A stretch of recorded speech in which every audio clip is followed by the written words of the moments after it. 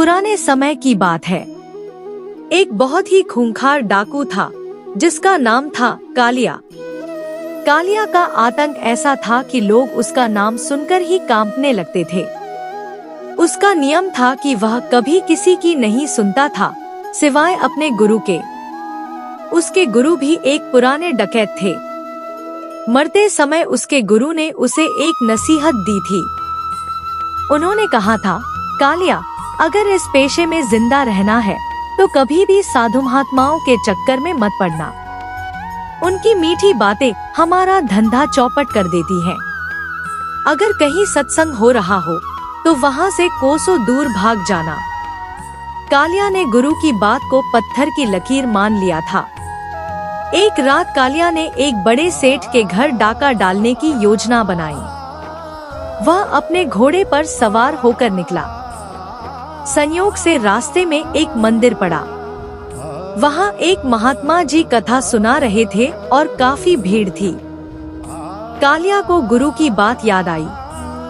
उसने सोचा, यहाँ रुकना खतरे से खाली नहीं, कहीं मेरा मन ना बदल जाए।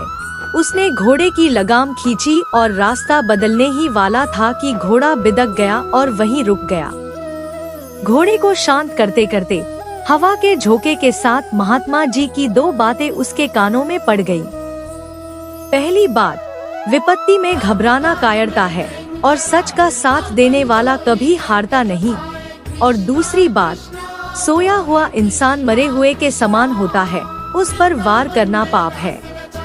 कालिया ने सिर झटका, धत, फालतू की बातें हैं, और वह सेठ के घर की तरफ बढ़ गया। रात के सन्नाटे में वह सेठ की हवेली में कूदा। वह तिजोरी वाले कमरे की तरफ बढ़ा। उसने देखा कि सेठ और उसका परिवार गहरी नींद में सो रहा है। कालिया ने अपनी तलवार निकाली ताकि अगर कोई जागे तो उसका काम तमाम कर सके।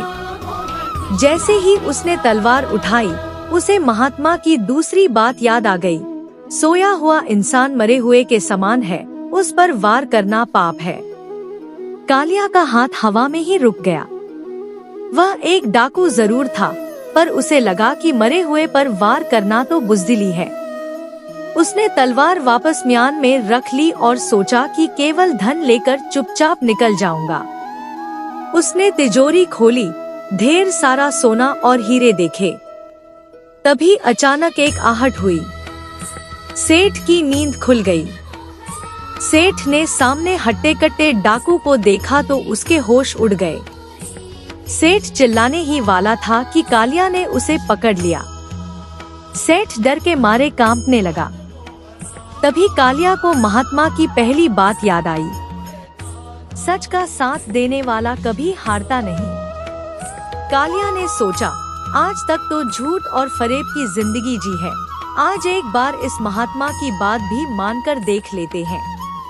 कालिया ने सेठ की गर्दन पर से हाथ हटाया और निडर होकर बोला, सेठ, शोर मत मचा, मैं कालिया डाकू हूँ।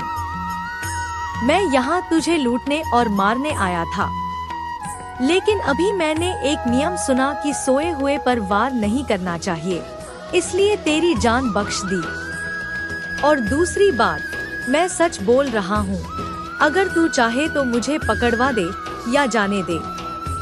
सेठ हैरान रह गया। कालिया जैसा खूंखार डाकू और ऐसी बातें। सेठ ने साहस जुटाकर पूछा, तुम तो डाकू हो, तुम्हें पाप पुण्य से क्या मतलब? कालिया ने जवाब दिया, मतलब तो नहीं था, पर आज ही दो बातें कानों में पड़ गईं। सोच रहा हूँ कि जब अनजाने में सुनी गई बातों का मुझ पर इतना असर हो रहा है कि मैं तुम्हें मार नहीं पाया, तो अगर मैं जीवन भर इन बातों को मानूं तो क्या होगा? सेठ कालिया की ईमानदारी और बदलाव को देखकर गदगद हो गया। उसने कहा, कालिया, तुम आज मेरा धन ले जा सकते थे, मेरे प्राण ले सकते थे, लेकिन तुमने सत्य और धर्म का पालन किया। जो इंसान इतना साहसी है कि दुश्मन के सामने सच बोल दे, वह कोई साधारण चोर नहीं हो सकता।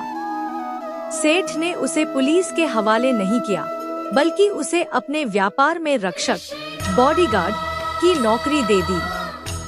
कुछ समय बाद कालिया अपने पुराने साथियों से मिला। साथी उसे देखकर हैरान थे।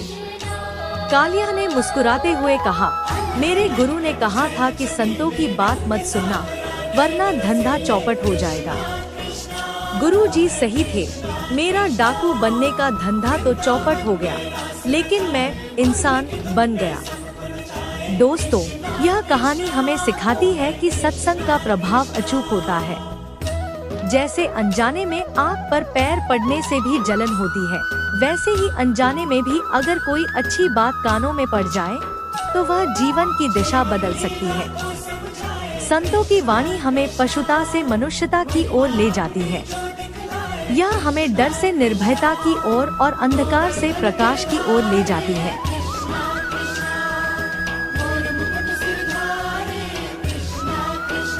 तो चलिए हम भी प्रण लें कि जब भी कोई अच्छी बात सुनने को मिले, उसे सिर्फ सुने नहीं, बल्कि जीवन में उतारें। क्योंकि पता नहीं कौन सा एक वाक्य आपकी पूरी जिंदगी बदल दे। आपको यह कहानी कैसी लगी? कमेंट करके जरूर बताएं।